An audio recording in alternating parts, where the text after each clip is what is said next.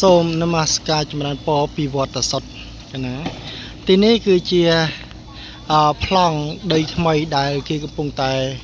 បរៀបឲ្យស្មើនឹងឈូឆាយធ្វើបន្លាយទឹកណាហើយខាងកន្លែងបុកគ្រឹះនោះគឺជាស្នូលកណ្ដាលដែលកសាងនៅប្រជ័យដីកណានោះកណាប៉ុន្តែប្រជ័យដីខ្ញុំកណាមិនដឹងឲ្យឈ្មោះអីទេគុំចាស់កណាញាតិញោមណានេះគាត់នឹងដឹងថាគេកសាងបច្ចេកដីដោយសារតែមានប៉ាណូនៅឆ្ងាយណាប៉ាណូនៅឆ្ងាយបន្តិចនេះប៉ាណូហ្នឹងហើយកសាងបច្ចេកដីហើយក្រុមជាងកំពុងតែបុកគ្រឹះណាបុកគ្រឹះSK កំពុងតែកាយបរៀបណាស្អាតណាស់ញាតិញោមមកមិនសិនមិញតែបានថតភ្លេចថតញាតិញោមអើយតែមកឥឡូវថ្ងៃនេះមកភាសាទៀតថតណាទុកជាអនុស្សាវរីយ៍ហ្នឹងមកបាន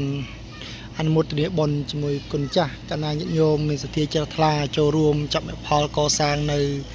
ទីសក្ការៈបូជាចំពោះគុណបរតនត្រ័យកណាគឺជាទីជ្រះថ្លាណាស់ទីណែម្ចាស់សទ្ធាដែលមានទ្រព្យធនធានហើយ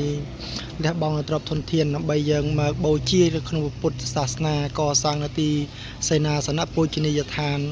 ដើម្បីមនុស្សទេវតាសក្ការៈបូជាគឺបានអានិសង្សផលច្រើនណាស់ញាតិញោមនោះគឺកន្លែងព្រះស្អាមេត្រីកណាហើយខាងក្រោមគឺព្រះអង្គព្រះ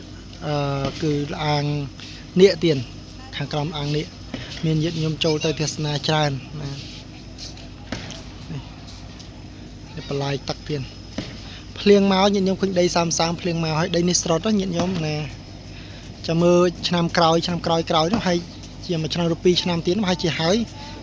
ទីនេះកាន់តែស្អាតហើយញោមកាន់តែស្អាតណាកាន់តែស្អាតនេះទេសភាពហើយញាតិញោមមកលេងច្រើនណាញាតិញោមមកលេងច្រើនមែនតើហើយនេះ